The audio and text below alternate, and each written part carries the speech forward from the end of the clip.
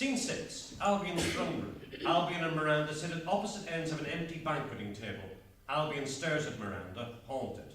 A new era of international relations, and I miss the damn party. And this party too. Quite aside from it being a major diplomatic faux pas, I was looking forward to it. Instead, I was stuck on the Liberty in the worst storm on record with 1,000 grim Marines. I'll never live it down. But just to be here, that's amazing enough in itself. We've all watched in wonder these past 10 years. Your forever party, the revolution, and now your crowning glory. A mobile nation. The world is in uproar. What happens now? What about shipping lanes, fishing, territorial waters, the impact on ocean currents? The issues are many and complex. We need debate. We need dialogue. Enter Smythe at pace, halts when he sees Miranda. Ah, this must be your head of security, come to tell you that there's a warship parked in the bay. We have been signalling for some time, General. You're a little off pace. You know me. I know of you. You have me at a disadvantage, madam. Clearly, one of a number of security concerns we need to discuss, Your Excellency. Majesty. We will discuss this further. Leave us.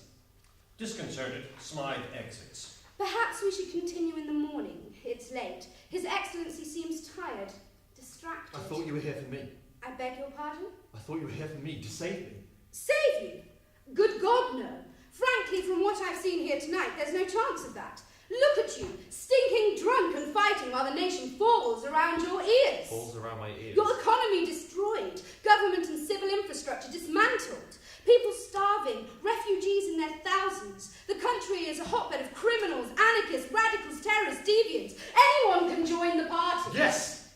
Anyone. Isn't it marvellous? And we're just about to go global. It can't be allowed. Sovereign rights are all very well, but when it comes to security, the international community will intervene. Is that a threat? It is a fact. So, that's why you're here. With your warship and your 1,000 grim Marines to intervene. If we must. Just you try. Then there is nothing left to say. If you will excuse me. Good night, Your Excellency. She stands, bows formally, and exits, leaving Albion. This is my vision, my land. You will not take it from me. Miranda! Lights cut to black. Scene 7, Albion's bedchamber. Albion sits in bed staring blankly into space. Enter Miranda. Albion. Miranda. She sits down on the bed, embraces him. I've been so empty without you, lost. Stinkwit steps out of the shadows. It's time you were going, John. What? Get out! Miranda restrains him from getting up, her grip on him becoming more secure. Calm down. You're only making this worse. Let me go! No. It's time for this to end. Miranda, please. Smythe steps out of the shadows carrying an oversized syringe. I'm not going to hurt you. Just a little scratch and it's over. Albion starts to fight desperately, but is restrained by Miranda as Smythe advances upon him. No. No! No, please, As no! Smythe bears down on Albion, Stinkwit begins to laugh, pulling his beard and doing a grotesque jig. Lights fade to black. End of Act 1. Act 2. Psychiatric ward. 3 interlinked areas, John's room, the communal room, and Simon's office, all in a state of chaos of boxes and displaced items ticketed for removal. Scene 1. John's room. Bare, institutional, bed, suitcase. John lies in bed, covers wrapped around him unseen. As the lights go on, Martin hovers over the bed anxiously. I know you're awake, John.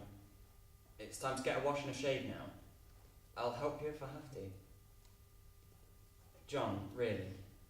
Please, just get out of bed and we'll take it from there. But it's late already. You should have been up an hour ago. Come on. 5 minutes, and if you're not up then, I'll get you up, understand? Fuck off, traitor! Good. Up, please. Simon will be here shortly, and there's something we need to discuss with you. Okay? He stands back outside, regarding John's motionless form with frustration. Enter Simon. Good morning, Martin. All set for the big day? I would be. No better? No. He's refusing to get out of bed. Had a bad night, according to the agency nurse. Oh dear.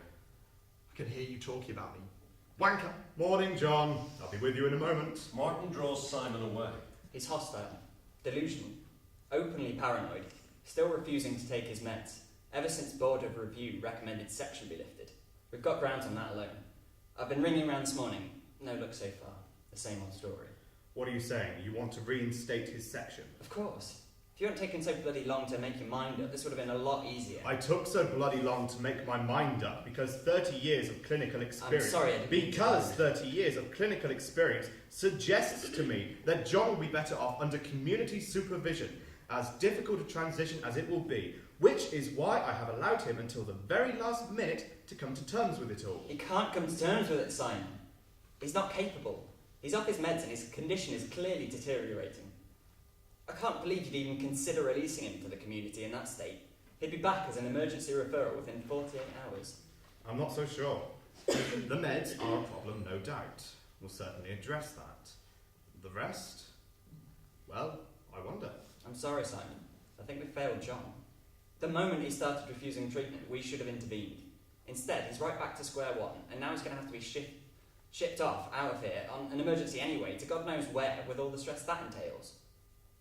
I hope you can find the words to explain that to him, because I sure as hell can't. Hello? You may not like it. You may think the last days of your psychiatric career warrants a heroic last stand for a patient's rights, and very laudable too, but I don't have to justify myself to you, not today, or any... Excuse me. Hello?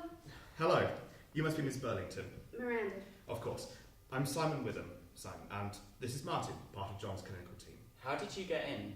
This is a closed ward. Not when the doors were propped open with boxes. I was invited.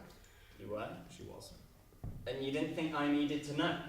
I'm sorry, it slipped my mind with everything. Please tell me she's not here to see John. I beg your pardon? Why? Is there a problem? No, of course not. We're just at 6s and 7s with the move. Why don't we go to my office for a cup of tea and a chat? I'm on a tight schedule. Of course. Martin will come and tell us as soon as John's ready. This way, please. Simon ushers Miranda off, casts Martin a pointed look before exiting after her. Martin approaches John's room again, lights to black. Scene 2, Simon's office, more chaos which Simon and Miranda have to navigate. Forgive the mess. You said the hospital is closing. Yes, we're being rationalised. I'm sorry? Cut. The rhetoric of our political masters is one thing, the reality quite another. I'd say this was a frontline service, yet... I don't have time to mull over the problems of NHS funding. I have a plane to catch, Dr. Witham. Simon, please. Simon, please. Where does all this leave John? Yes, indeed. Because I'm surprised I'm even here. When we first spoke, he'd been to whatever, parole board? Board review. Right, and that everyone was happy with his progress and happy for him to go back to community supervision. You told me he'd be in a hostel by now, getting back on his feet. And then you ring me again saying John's having a crisis, begging me to come. I can't be begged. Begging me to come and do what? I can't deal with his crises anymore. That's why I divorced him. Jesus fucking Christ. Yes, I appreciate it's difficult. I can't help you. I can't help him. Yet you still came. I have documents for him, details of the settlement from the house, other stuff. Which could have been forwarded through a lawyer or some other intermediary. Yet here you are. Despite my better judgment. Look, I'm leaving, okay? Giving up on this tin-pot backward country, giving it all up. The dull job, the suburban box, and the memory of a disastrous marriage that left me a basket case. Running home to Mom and Pop. I'm in no position to help anyone. Don't you think seeing me's just gonna make him worse? Your colleague made it pretty clear he thought I would. We haven't seen each other since before the divorce. Don't you think we're just going to hurt each other all over again? How can you imagine that would do either of us any good? Because you're the only person outside of psychiatric services that has any chance of getting through to him. If you could have seen him just 2 weeks ago, you would have been amazed, Miranda. He was responding so well to treatment this time, better than I've seen him in years. He was looking forward to living on his own again, with some anxiety, granted, but that was only to be expected. But not anymore. No, he's off his meds. Quite openly, a deliberate challenge to the terms of his section, as if he was daring us to keep him under section. Well, maybe that's what he wants. Did you think of that? No, what he wants is to stay here, because it has been a safe place for him in dark times. But he can't stay here, obviously, and he won't go. And if he won't go, I'll have to find him somewhere to go by the end of the day, determined by necessity and not John's best interests. Somewhere worse. Somewhere different. A new team, a different clinical approach, having to start from scratch. But for John, more months and more obstacles to getting his life back. I know the community team well. They're good people. They'll look after him well if they only get a chance. He needs to hear it from someone other than me. From me. You know the routine better than anyone. Please, do this one last thing for him before you head off to start your new life. Give him a chance to do the same. It's emotional blackmail. It's all I have left. Will you see him? Thank you. Let me go and sort things out. Give you a few minutes to prepare, okay? I guess. Simon exits, leaving Miranda to have a private moment of anxiety before the lights fade slowly to black. Scene 3. John's room. We see him properly for the first time, being tenderly dressed by Morton. Come on, old son. Let's get you sorted. Sausage and mash, please. Hey? Last meal? Oh, I see. Nothing like that. There. Feel better? Much better. Now come and sit down. We need to talk. I don't want to talk to you anymore. There are things we need to discuss that won't go away if you ignore them. I've told you. You can stick your meds up your arse. And you're hostile unless you've got something new to say. I'm not listening. Your ex-wife is here. Miranda. Yes. Oh, thank God. Thank God she's here now, really? Did you know she was coming? Oh, yes. Stinkwit told me. But I thought it was another of his lies. Who? Simon. You never mentioned it. Some things are private. Mine. Even in here. That's fine, but how do you feel about seeing her? Now. Later. How does it make you feel? Excited. And scared. Because you don't have to see her. I want to see her. She's my wife. Your ex-wife, John. And that's the problem. I think you're having a tough enough time without stirring all those feelings up again. I have to see her. No, John, you don't. In fact, I have to advise against it. I have to see her. She's here to rescue me. Martin is dismayed, stands back regarding John with some concern. Enter Simon. Good morning, John. Morning, Stinkwit. I was just asking John how he felt about seeing his ex-wife. Oh, yes? Excited. And scared. Of course. Because you've had a very testing couple of weeks, and there's no way seeing Miranda is going to be easy for you, John. It might be better if we ask her to leave. What do you think? No, please, I have to see her. Why do you think she's here, John? What did you just say she was here for? She's here to discuss the divorce settlement, the house sale and stuff. Very good. Well, if you're sure. Simon, a word. Have the balls to talk about me to my face. Go on, say it. He doesn't want me to see her again. Thinks it'll make me crack up. I think it's evident why it's a bad idea. John should never have been put in this situation in the first place. We get to walk away from the shambles of this man's life at 5 o'clock, and it need never trouble us again. But this poor bastard, he has to live it. He's in no state to see it, and if you can't see that, then it makes me wonder what your vaunted 30 years of clinical experience actually amounts to. Martin! That's quite enough. Fine. I've said my piece. Excuse me. He exits. He's been very angry recently. Yes, these are stressful times. But he has a point. You're clearly not very well at the moment. I'm fine. Just stressed.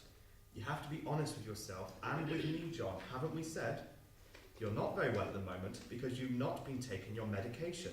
That's a fact, isn't it, John? It might be. It is. And given that, as your doctor, I have to make difficult decisions about what's in your best interest. Simon, please! I need to see her. Not to beg her to come back to me. If that's what you think, no crazy business. I just need to see her. One last time. Do you want me to be there with you? No. But if Miranda wants me to stay, that would have to be okay. Okay. Okay then. Ready now? Yes. You'll be fine. Come on. They exit, lights to black.